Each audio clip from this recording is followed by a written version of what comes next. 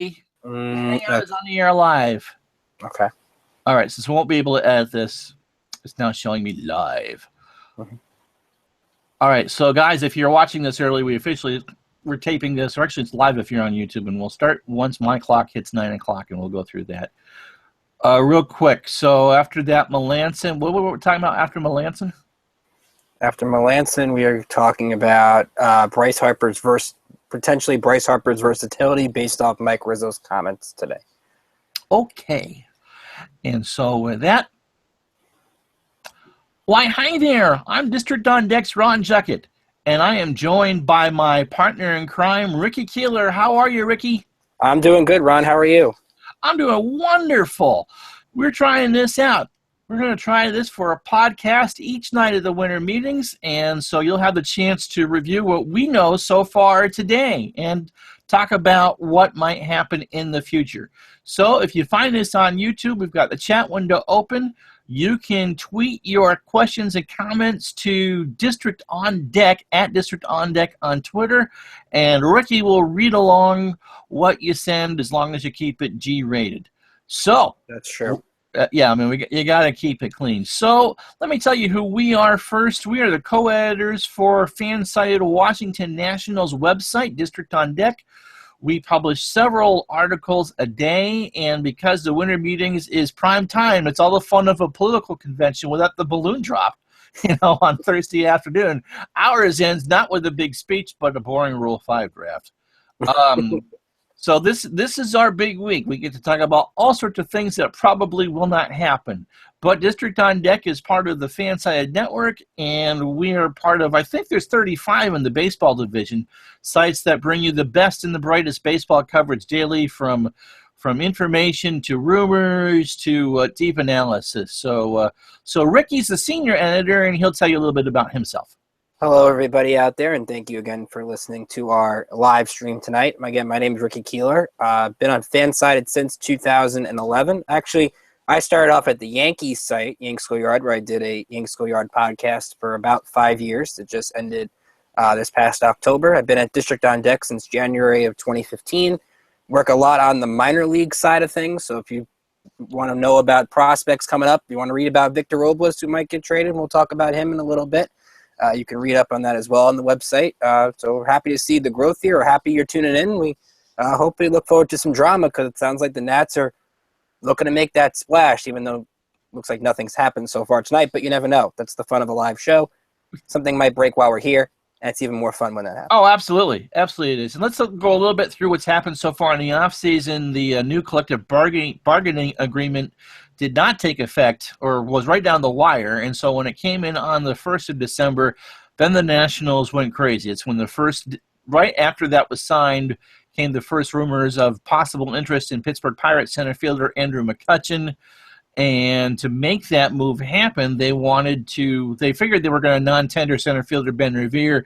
And the scuttlebutt was that Danny Espinosa, the long-beleaguered shortstop, was also going to be non-tendered. That did not happen, and the trade that we expected to happen for Andrew McCutchen has not happened yet. We'll get into that in a bit. And so the only new acquisition the Nationals have made so far this offseason is the return of old friend Derek Norris as catcher. So I guess start with that. What was your thoughts on that?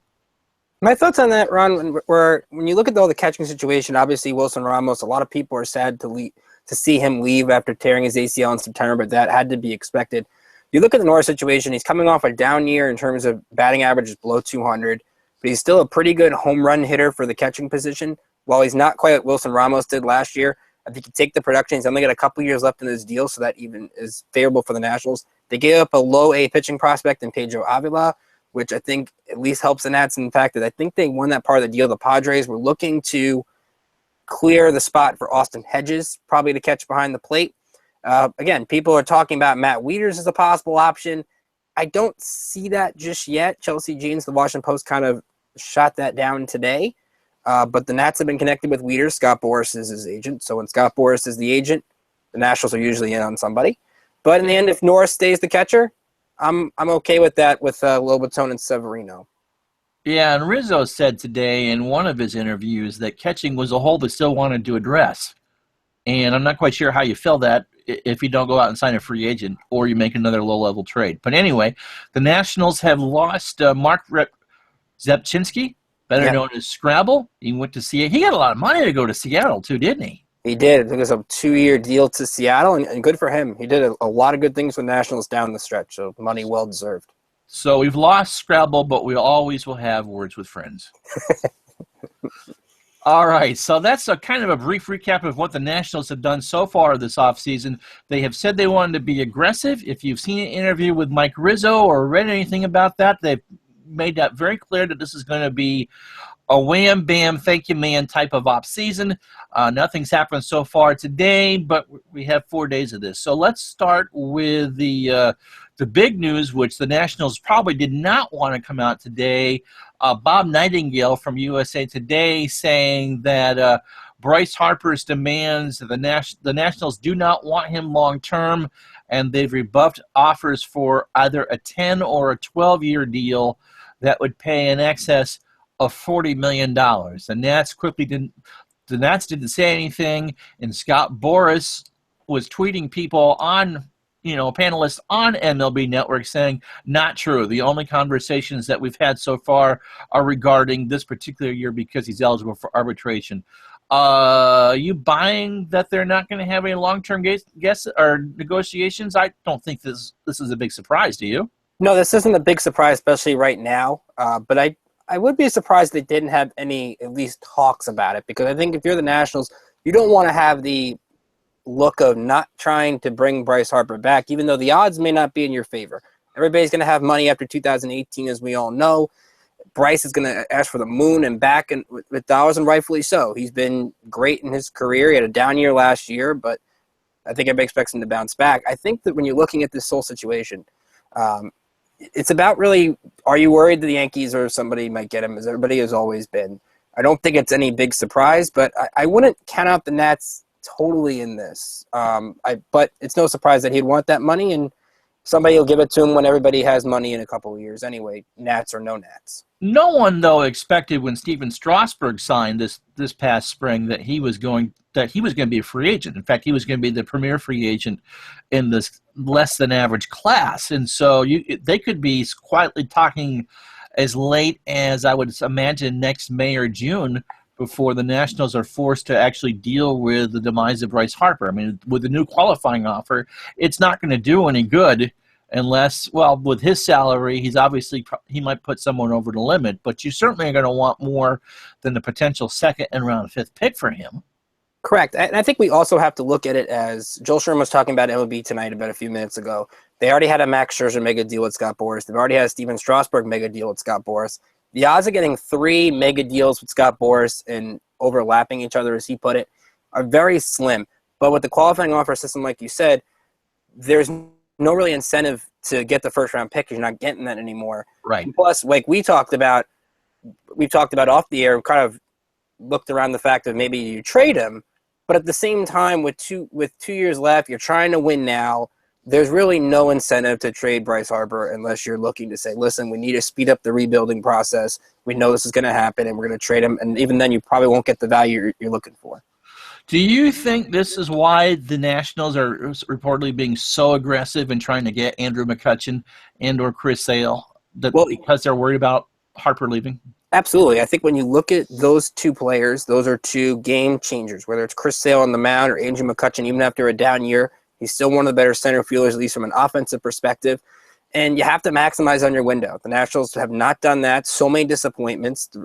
First-round exits in 3 of the last 5 years, especially this year at the Game 5. Such a crushing loss at home. Probably the worst out of the 3 defeats. St. Louis maybe a close second, but to be this close, being up 2-1, coming back in Game 4 and ultimately losing that game, they need to get past the first round.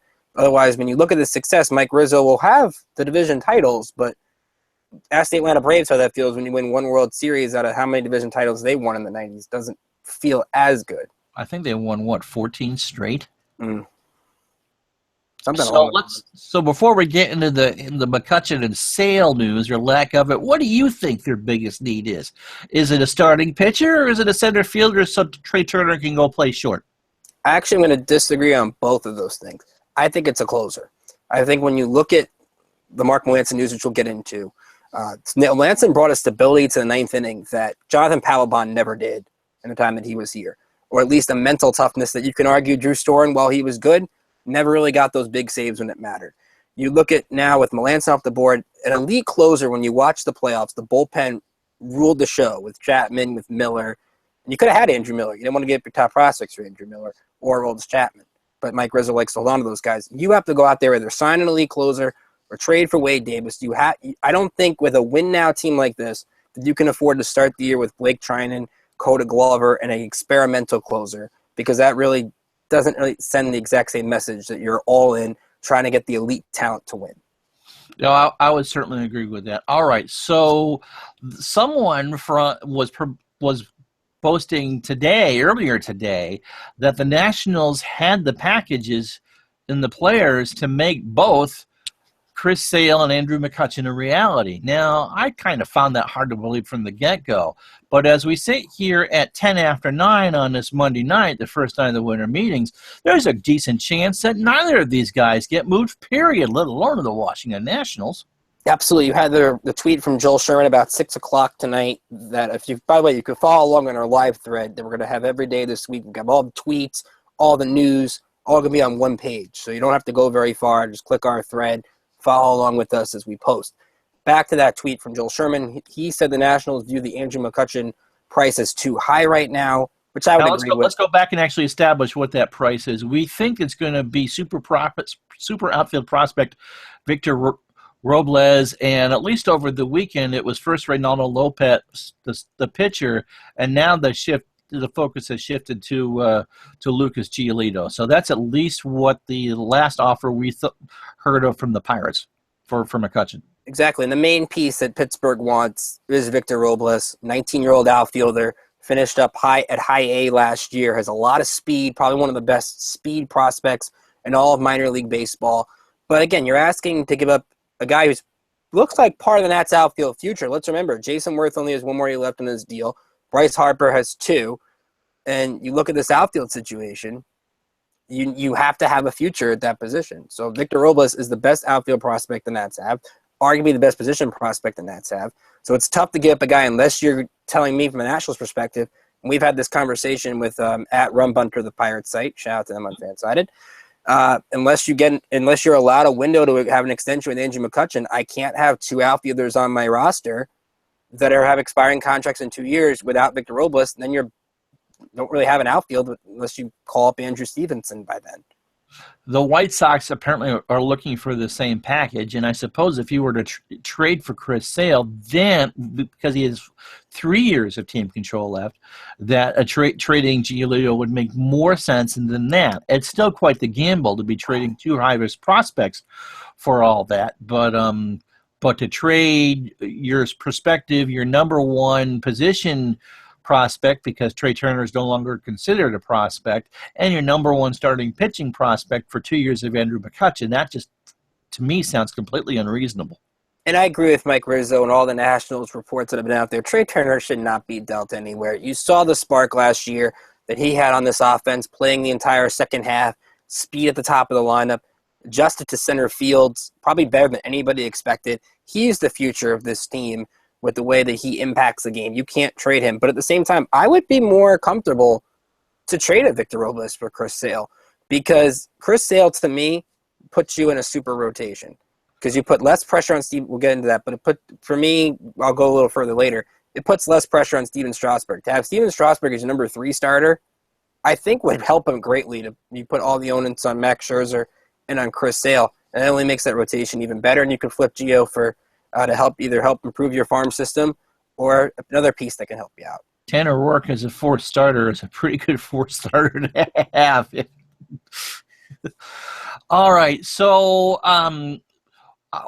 we have not heard either Gio Gonzalez's name or Danny Espinosa's name mentioned in any trade. I assume that while the Pirates certainly don't want to take any major league salary back on, would the White Sox be interested in that? I mean, Gonzalez isn't very expensive, and Espinosa at least has a decent glove at short. I'm not familiar off the top of my head what the White Sox infield situation is, but hopefully maybe the White Sox would want to take some money back. Yeah, that would be the question. But you look at the White Sox; they might be able to help you out with two different needs. You have the need in center field. Maybe you throw Adam Eaton in the mix, who's a very good defensive outfielder. You have the need a closer. If you don't want to spend on those elite closers, go out and get David Robertson. Robertson can pitch the eighth inning from his time with the Yankees. If you really want to make one of these kids the closer, Robertson can help sort of tutor them in that role. Or he can be your closer, and while he may give you a lot of high-pressure situations and put runners on, he always has that reputation of seemingly getting out of jams. So there's a way, I think, with the White Sox where you could give up 3 or 4 prospects and still possibly fill 2 needs at the same time. I absolutely agree, and I think the White Sox make a better long-term partner anyway. But from one of those earlier MLB Network Insider things today, that when was they asked about where Chris Sale was going, the consensus answer was the Boston Red Sox next July. Mm-hmm. It wasn't any place this winter. The Pirates have some issues about how to handle Andrew McCutchen because they're the ones that were aggressively trying to shop him. And their fan fest is next Saturday. And guess who's supposed to sign at their fan fest? Well, how do you explain how you're going to keep somebody when it's pretty obvious that they're ready to move on from him? So, like I said, I think both players are still going to be on their respective rosters once the baseball world leaves Washington. But let's get to the next item on the list, which is the departure of Mark Melancon. And you can tell me who the tweet was or pass along this the writer that passed along this information. San Francisco got him for 4 years, $62 million. He has an opt-out after 2 years. Mm-hmm. He has a $20 million signing bonus. Welcome to the NFL. He's guaranteed $34 million over the next 2 years, and the Giants deferred $8 million. The difference, Washington offered $52 million as opposed to $62 million. Your thoughts, Mr. Keeler? Well, the tweet that Ron is mentioning is Tyler Kepner of the New York Times, who was on MLB Network Radio, that the Nationals offer to Mark Melancon was at least $10 million less. And I think if we talk about all the reports that John Heyman had one a couple days ago, the Nationals really love Mark Melancon, whether it was his mound presence, his stability in the clubhouse, his ability to shut down the ninth inning, and you can't go into the $60 million range, which you have to do for an elite closer. All 3 of these guys are going to shatter Jonathan Papelbon's closer record. Melancon already has. Jansen and Chapman are going to really shatter it in a few days, weeks, however long it takes them to sign. So really, how much you like this guy, and I understand with the mass and money situation, you might have to defer a lot of the money. Maybe that's why Melancon didn't come. Maybe he didn't come because you didn't give him the opt-out. There's a lot of different things involved. But to really like this guy, it tells me when you look at it, maybe I don't know what Mike Rizzo has in his back pocket. It tells me that it doesn't look like Kenley Jansen or Roldis Chapman are going to D.C. I could be wrong, but if you're not willing to spend on a guy that you had, it makes me less likely they're going to go spend big on these elite closers. Well, Chapman won 6 years. I mean, that's the big news that came out today. And at one point today, I retweeted, "We wish the Yankees luck with that." He'll probably get 5, and there may be an option for a 6. And Jansen, now that the Giants are off the table, I suppose the largest option is going to be whether the Dodgers re-sign him, as they seem to be re-signing most of their free agents, even with all their supposed debt issues. Wait. Breaking news. We like breaking news on this show. Ken Rosenthal, sources tell him legitimate chance of Chris Sale trade to the Nationals. Robles Giolito will go to the White Sox. Teams haggling over final pieces in the deal. Now, I like that better. If you're going to give up Giolito and Robles, it should be for a pitcher. Mm-hmm. And Sale is under control for 3 years, and I believe there's that last year is an option, right? I believe it when I wrote for Call to the Pen, the big site for the fan-sided baseball network. I believe he had 2 years of regular control and then two team option years, and I believe the option years are at $13 million. So you're essentially getting Chris Sale for $39 million if that goes through, or what $1 million less than what Bryce Harper expects to get on the open market for 1 year. Yep, Chris Sale is under contract, $12 million next year, $12.5 team option the following year, $13.5 million team option in 2019. And if this deal does go through, this is a perfect move for the Nationals. You talk about a guy through 6 complete games last year, 17 wins, top 5 in the Cy Young in each of the last 4 years. You move into the National League, which I think is even going to further improve his numbers. He doesn't have to ever wear throwback uniforms of the Nationals because they don't have those. Hey, we're pulling out the tricolor Expos at some point, right? Might have to, but I mean, you don't have to deal with Kenny Williams and Jerry Reinsdorf and what was going on in Chicago. This is a move that if it does happen, makes your rotation elite. It matches up with the Cubs. It more importantly, I think, matches up with the Mets with all those arms that they have. To me, as much as you love Giolito, he kind of disappointed last year. And like we just talked about earlier, if you have to give Victor Robles, you're giving up for the pitcher because you're still not sure of what's going on with Andrew McCutchen, if that was really just a down year or if he's going to bounce back or not. So Sale's the more legitimate chance that you're going to get a lot out of what you give up. So if this is actually going to happen, they're not getting Andrew McCutchen at this point. No, I think the McCutchen thing is gone. To me, we saw John Paul Morosi from Fox Sports and MLB Network say the Dodgers have jumped in. You could see Texas maybe jump in if the Ian Desmond situation doesn't work itself out. To me, the McCutchen thing is dead, and it was a fun thing to monitor. Again, we had a lot of discussions with the Pirates site about what might happen, but it doesn't look to me. And they might go out and add another outfielder, maybe outside of McCutchen. Maybe they go free agent, maybe they go another trade. But to me, it doesn't look like McCutchen's an option for them. Well, Lorenzo Cain's on the market for Kansas City if they want to make a trade. Dexter Fowler is still a free agent if they wanted to go that route. Ian Desmond is open to moving back to playing any number of positions. I don't think he was a better center field option anyway. And I know this isn't the most popular option in the world, but you have Trey Turner. And you also have Danny Espinosa under contract. And yes, Espinosa strikes out more than any human being really should. Oh, someone's asking me, what about Charlie Blackmon? Go ahead and give your opinion about that. Well, Charlie Blackmon, when you look at possibly asking for that's, again, another one of those trades. One thing you worry about with Blackmon, and that's been linked to him for quite some time, is those Coors Field home and road splits. You always worry when you get a player from the Rockies what might happen, but he's a very productive player, 29 home runs, 82 RBIs, 143 games. And there was a conversation Mike Rizzo had today with the media. There was, I think, Jorge Castillo from the Washington Post was one who tweeted out, and he talked about Bryce Harper's versatility. To me, and Castillo tweeted this as well, Bryce Harper to center field is still a possibility even without Andrew McCutchen. Right. So if you're willing to put Bryce in center field, that's a jump that you can go out there and get anybody. And Charlie Blackmon's a guy that would be another good leadoff hitter like he was in Colorado. You could put him maybe in the 2-3 spot in the lineup at some point. It makes your lineup at least better in the power department. But again, I would be a little bit wary of dealing with those Colorado Coors Field splits. Absolutely. I mean, it's so biased towards the home field that you just never know.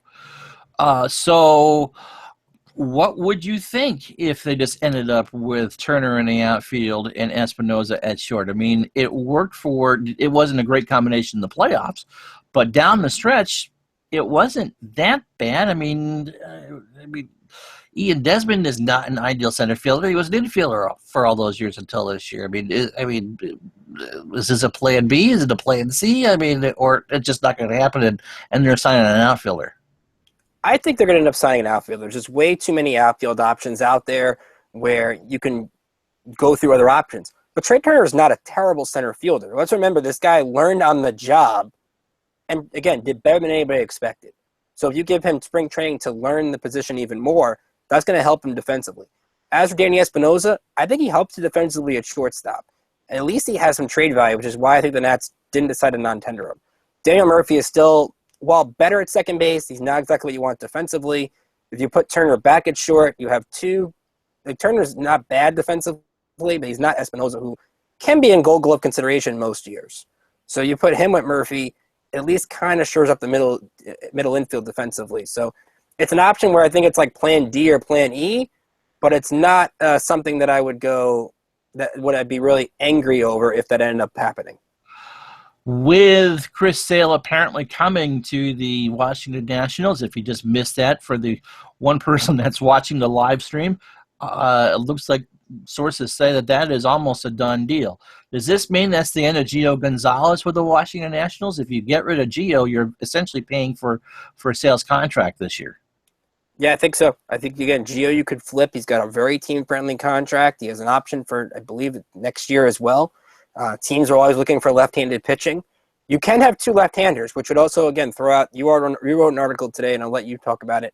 Maybe Joe Ross gets flipped for something that can help you out as well.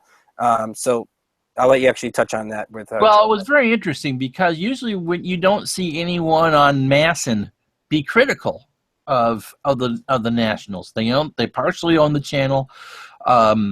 They try very hard to be positive and cultivate the fan base to want to watch. And so yesterday, and I'm going to forget the reporter's name, was filling in on Mark Zuckerman's regular blog on there. Pete Kurzel, I think, was the. Yeah, Peter Cazell. Talked about there were some in the Nationals front office who questioned Ross's toughness coming off his shoulder injury. Now, for a regular site to do that, or John Heyman and FanRag, I don't think anyone would bat an eyelash. But what struck me about that was, wait a minute, this is the official team site, kind of giving a backhanded compliment to their pitcher. Was there a specific audience for that, or were they just trying to light a fire under Ross?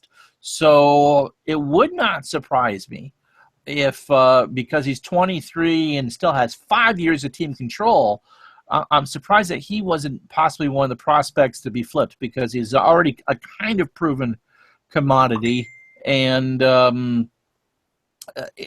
with major league experience and under team control for a long time. Yeah, exactly. And I think you also look at the Gio situation. I'll add on a little more to that. Rich Hill came off the board today, 3 years, $48 million from the Dodgers. That leaves the free agent market really thin at starting pitching. I think the best option after Rich Hill was Jason Hamill, who's not terrible, but he's not great. So he was non-tendered by the Cubs. Right, which wasn't a surprise because he wasn't on their postseason. I don't think he pitched in the postseason this year. So they gave him a chance to at least go out there and start. So when you look at teams that do need starting pitching, there are teams that need pitching. Gio Gonzalez is now a name you can throw out there, and you might get more than you would normally because of the lack of pitching on the market. So if we don't get some resolution in the next few minutes on that, certainly districtondeck.com, and if trade becomes official before 11 o'clock, or at least is confirmed by 11 o'clock tonight, we will have much more on that. I think we finished the point about the closers. One point I wanted to make was I was surprised at the lack of interest really from the Nationals for Melancon, that there was not an offer forthcoming before the season ended. At least with Wilson Ramos, before his ACL injury, they had at least talked and admitted to talking. It was a lowball offer, but they never even gave Melancon, at least the public, "Yeah, we want you back" award. There was lots of platitudes of, "Oh, we were happy with what he did, and we would like to have him around."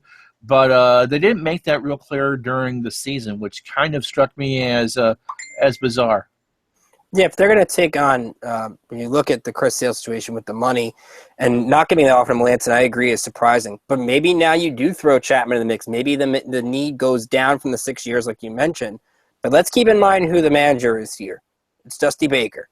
Dusty Baker managed Aroldis Chapman in Cincinnati. We know the Nationals have wanted Aroldis Chapman for a long time. So if there was a team that would challenge the Yankees, and I do think he's eventually going to re-sign with the Yankees. He liked it in New York. He was great with the Yankees. I think they're the team that can obviously offer the most financial resources. But I would not count the Nationals out on Chapman. Maybe so on Jansen, because I don't know if you want to give up your first-round pick, even though it's only 28th overall. To me, you could still go after Chapman, but I'm with you. I was surprised that the pursuit for Melancon was not as high as we originally thought. Right, and I think Jansen, if he's going to go anywhere, is going to Miami. He had a really close relationship with manager Don Mattingly. The Marlins are trying to win now. They were very close in the wild card race before the untimely death of Jose Fernandez. They're not that far off. If you win 85 games, you have a chance. Another question from Mr. Kings, and thank you very much for your questions tonight, Guy. Why do you think Rizzo did not make the closer situation a main priority? And I'll let you answer that first. I think when you look at the closer situation, you also, again, you have the three elite closers, but you also have Wade Davis. You have David Robertson. You have a guy I'm going to write about tomorrow, depending on what happens with the Chris Sale thing, permitting. Alex Colomé from the Rays is another option. You have internally Blake Trinan, Coda Glover, Ronaldo Lopez as of right now, who can fill closer situations. There's more need, I think, right now to try to get that big option in a Chris Sale, try to go for it right now while you're presumably the only team left. Mark Bowman from the Braves said that they're out. You have the Red Sox are out, the Dodgers, Astros. So go for it. I think closer could be an option, but again, we talked about it. I'm surprised Melancon wasn't viewed as a priority, but then there's more relief options out there that Mike Rizzo can be creative with. Right, and I also think they were quite impressed with Greg Holland's workout. His Yeah. speed wasn't that great during his workout, but he hadn't pitched in over a year, and by the time that spring training rolls around, he'll be fully 18 months away from his Tommy John surgery. So even though he may not be able to pitch in back-to-back days or back-to-back-to-back day, 3 days straight, he should be able to carry a full 55-60 game or 65-70 inning load, depending on if you ease him in for the year and when they need him later in the season. So I think there were other options there. But considering how happy they were with Melancon, I agree with you, Mr. Kings. I would have thought that and catcher would have been the two priorities that they would have addressed first. I mean, Chris Sale, if this happens, is a tremendous scorer. It also underlines to me that they're really concerned about Steven Strasburg's future health. That, yes, it was a flexor mass strain and he should be ready to go, but he made, 3 trips to the disabled list in the last 2 years? Mm-hmm. And I was going to add, you also have all the naggy injuries that he's had in the past, and I think when you look at having him for the postseason last year would have been huge for this team. He was probably one of the Cy Young favorites in the first half, and you can't rely on him to stay healthy. So if you can go out there and get a guy with 3 years and good team controls we talk about, you've got to go out there and try. And with all these teams bowing out, if the Nats don't give up Trey Turner, and this is a big score. And I think you also, as I mentioned, John Heyman from FanRag and MLB Network tweeted they're making strong progress. They've been working on it all day, and they have the clear lead. That's from John Heyman. You have a chance to do that deal, you do it because this guy is an elite talent. You're gonna love. I know one thing. If he's here in DC, I'm looking forward to covering him once every 5 days because this guy has electric stuff. Mr. Kings adds, I don't agree with the Strasburg contract either. I didn't have a problem with the contract. No, I didn't. Me neither. I think maybe now, at the time, now knowing what we know, you kind of wonder if that's because it's all backloaded towards the end. I mean, they're going to owe him $40 million at one point, and Scherzer's owed $38 million in a couple years. I mean, it's really, really all backloaded. But when he's healthy, he's one of the best 5 pitchers in the game. Exactly. Strasburg. So yeah, I'm going to throw this out there. I think that is probably, unless they move major league talent at this point or major league contracts, this is probably the only trade that the Nationals are going to make. Right. Right. I would think this is most like, because again, if you look at the farm system, it's very top heavy. They have a lot of younger prospects, guys like Carter Kieboom and Dean Dunning, who they drafted last year. Juan Soto, who was the GCL MVP, Gulf Coast League, for those who are not familiar. A lot of younger prospects at the lower levels with a lot of talent. The upper levels, you have Austin Vogt. You have Jose Marmoleos, who was minor league player of the year a couple of times. But it's not exactly after you get past like the top 10. It's pretty much middle of the pack system, I would think, in my estimation. So you're probably looking, if you're looking for another blockbuster after Chris Sale, I think you're going to be looking for a while because I think this is the only blockbuster deal they make. Yeah, I would agree with that. I could see there's lots of options for center fielder. We talked about the closer role. You can move Bryce Harper too. We can talk about his versatility a little bit more. Center field, and the Mets have Curtis Granderson and Jay Bruce, who they want to move. They might not be willing to trade in the division, but there are other outfielder options there. And so center fielder may be where Harper plays, Worth and left. And I talked about this before on the blog that, Mookie Betts for the Boston Red Sox, was blocked by Alexander Bogaerts and Dustin Pedroia. And boy, he seems to play a pretty decent right field. So there's lots of options out there. What was the next thing on the list? Well, we were talking about versatility, talked about Melancon. Let's get into we talked about Rich Hill, but I want to get into a little bit of a non-Nats topic here, and then we'll maybe look at the rest of the division before we wrap up because one of us got to get to this Chris Sale thing. The Edwin Encarnacion situation. You have the Yankees going out there getting Matt Holliday, the Astros going out there getting Carlos Beltran. Spots are running thin for Encarnacion. You have the reports. Ken Rosenthal, I think, had this, that the Indians have reached out to him. But we know the Indians don't really exactly have the biggest resources out there in terms of giving huge amounts of money. It's really surprising because Encarnacion was a big impact on that Blue Jays offense. I know he's up there in age, but he's got so much power. He can only fit the DH. Maybe he can play first. It's a little bit surprising that Encarnacion hasn't been able to get the deal that he's wanted because the impact he had in Toronto was really strong. He may have waited too long to name his price. I think there was the rumors last week, right after the CBA, that he had signed with the Astros, which was news to everybody. And the Blue Jays signed Steve Pearce today. Yep. And that pretty much shut the door on him there. And so you went from having he's pretty much a designated hitter, so that only leaves him with the American League. And, maybe the Red Sox will take him on. But beyond that, his market has kind of diminished in the last 12 hours. Exactly. And you can also look at the Texas Rangers maybe as a team. He's really more fit for an AL market, Encarnacion. Like, people could talk about him at first base in the National League. I don't see it. Again, the age plays a factor. We had some of our writers on staff talk about maybe first base option. And I would say to that, what do you do at Ryan Zimmerman? Because he's still there. I understand he had a bad year last year. But he hit a lot of balls hard last season. You have to think Ryan Zimmerman might bounce back at some point. And you can't replace him at first base. I joined the staff of District on Deck in September, and the man was just hitting lasers off the bat. I mean, you felt bad for him that things weren't falling in, and they finally started to in the NLDS. He had a decent playoff. Question from Mr. Kings again. Do you think Rizzo is going to flip Derek Norris? And I'll answer that one first.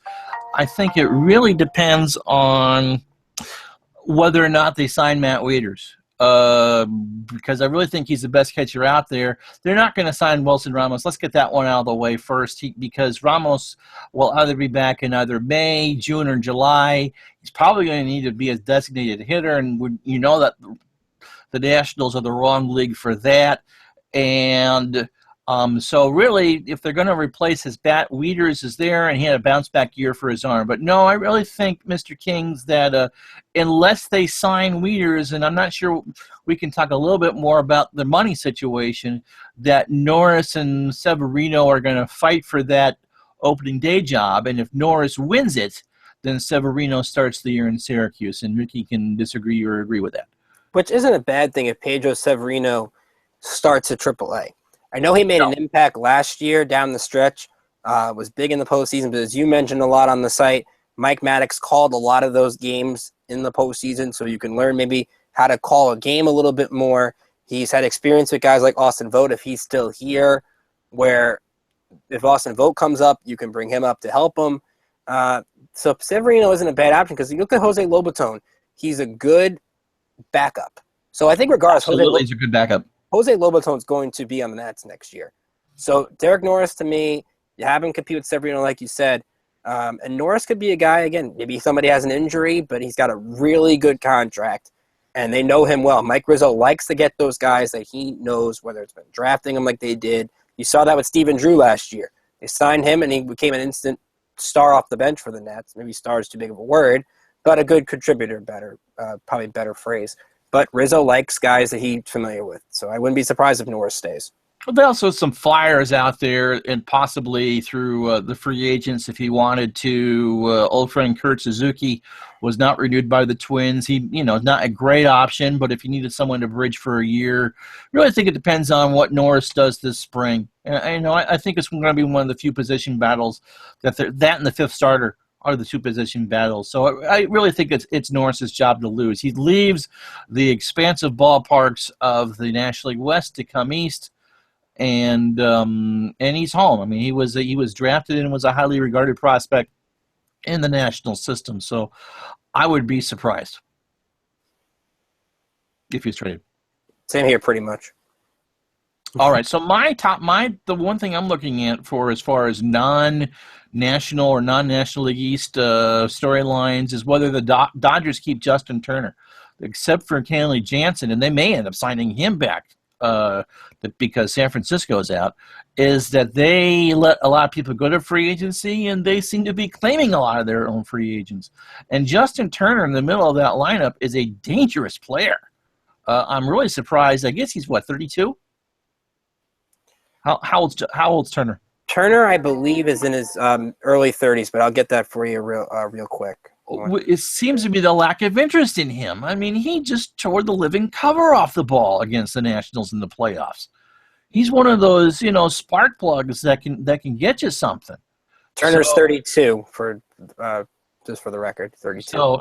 So maybe his age, you don't want to give him a 4 or 5 year deal, but I'm really surprised that there has not been. You talked about Encarnacion. Turner hasn't blocked out his market, but I'm really surprised there's not more of a market for him. Okay, good, definitely good storyline. Turner was a big factor in why the Nets lost that NLDS against the Dodgers.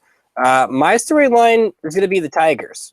We all know the Tigers are one of those teams that has all those aging players, big contracts.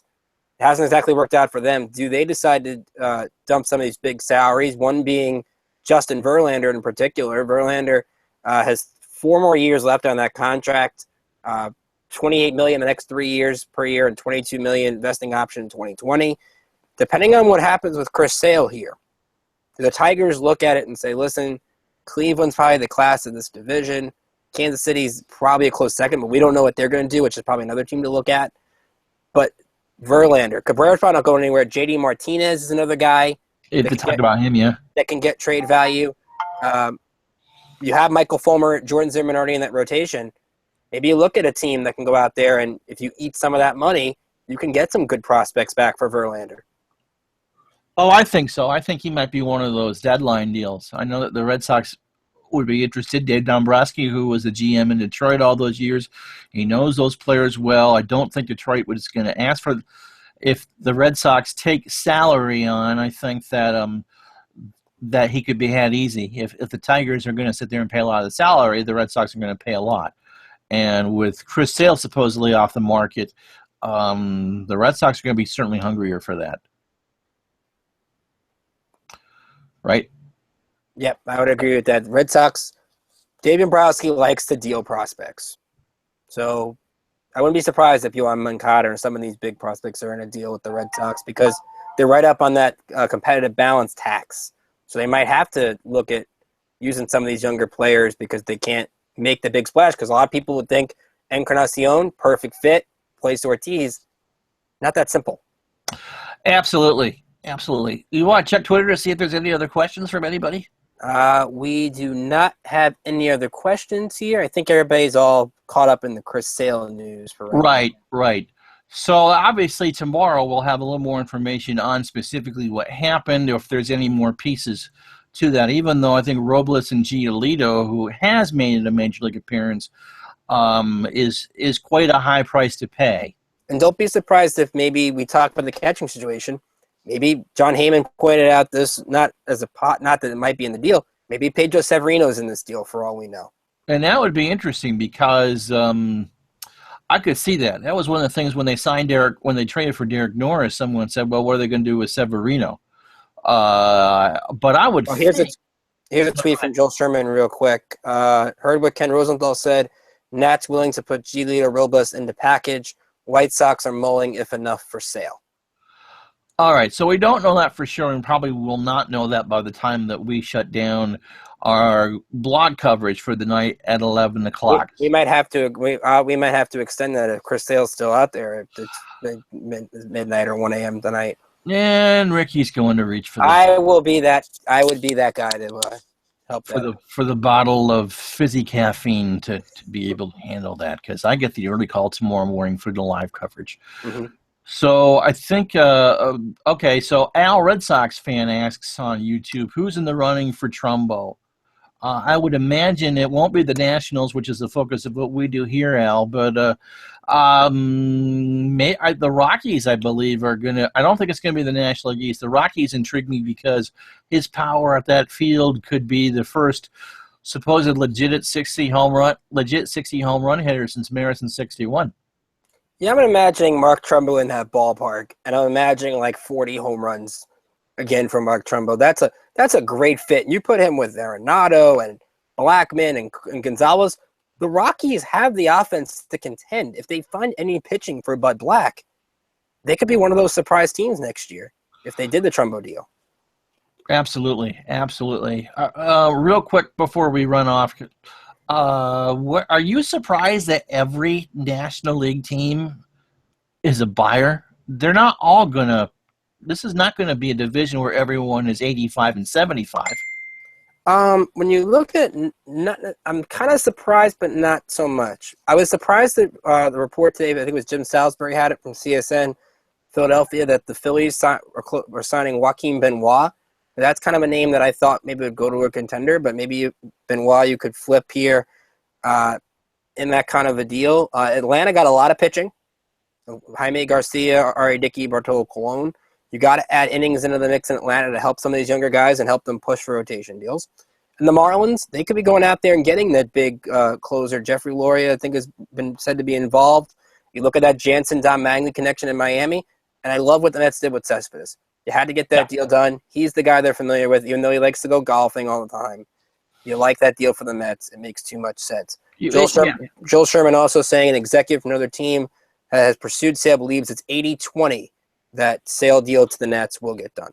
All right. Mr. Kings asks, could you see Drew Storen coming back to the Nationals? No. Okay. No. Again, I like Drew Storen. I don't hate Drew Storen. He needed a change of scenery. The Toronto deal didn't work out with Ben Revere because Revere gets hurt, and Storen didn't exactly do well in Toronto. Was okay with Seattle when he got dealt there, but no, there's no Drew Storen reunion in the cards. The Nats bullpen has got enough younger players. Again, we don't know how many people are in this proposed deal, but it looks like they have enough players. They don't really need Drew Storen back. And the Nationals hold on to most of their pitching prospects. If the only top pitching prospect they lose is Giolito, you still have Lopez, you still have Cole, you still have both. They're pitching wise, the Nationals are going to be just fine. How that translates in the bullpen, which I know Storen is, I don't know, but I think there are enough closure options out there that you can cobble together. Brad Ziegler has been mentioned. You wrote a piece on Neftali Perez in the last couple of days. You don't need to bring back Drew Storen. Mm-hmm. I like Felice. Keep in mind with Felice, anybody that goes to Pittsburgh, learns under pitching coach Ray Searage, usually has a better year when they leave because of what they learned. Look at Jay happened in Toronto last year. Feliz is not a bad option. He's closed before. The fastball looks to have come back. Not a bad buy low option if the Nats decide to do that. All right. Did we clear the agenda? I believe we did. We're just now on Chris Sale watch, like I would say about 80% of the Washington Nationals fan base on our Twitter at District on Deck probably is right now. All right. And I've passed this along because I saw this in the corner of my screen. The Indians and Encarnacion are talking a deal this evening. I'll say this. I would love that if Cleveland got that deal done. Because you replace Mike Napoli with a better DH than Mike Napoli. You make that offense better. And the Indians would, I think, put themselves even further as still the team to beat in the American League. All right, guys. So if you're watching this on tape or we'll have this posted on the site and on Facebook. So if you're watching, we'll do this tomorrow night, Tuesday night, live at 9 o'clock Eastern, 6 o'clock Pacific. Go through the news of the day and the rumors. Hopefully we'll have a lot more on the Chris Sale deal, which we thought was off, but apparently it's back on again. And whatever else happens tomorrow. You can follow. We are not cutting up any jerseys, by the way, between now and 9 o'clock. So be safe. We don't have the scissors out, so don't worry about that. I work at a sports store. I know how much they cost. I'm not cutting up any of them. You could follow Ricky Keeler at Rickinator55 on Twitter, and you can 555. Yep. 555. Threw that in on him. He didn't realize I was going to do that. And you can follow me if you can follow me at Ron Juckett on Twitter. And until tomorrow night, live at 9 o'clock, we will talk to you the next time. See you later.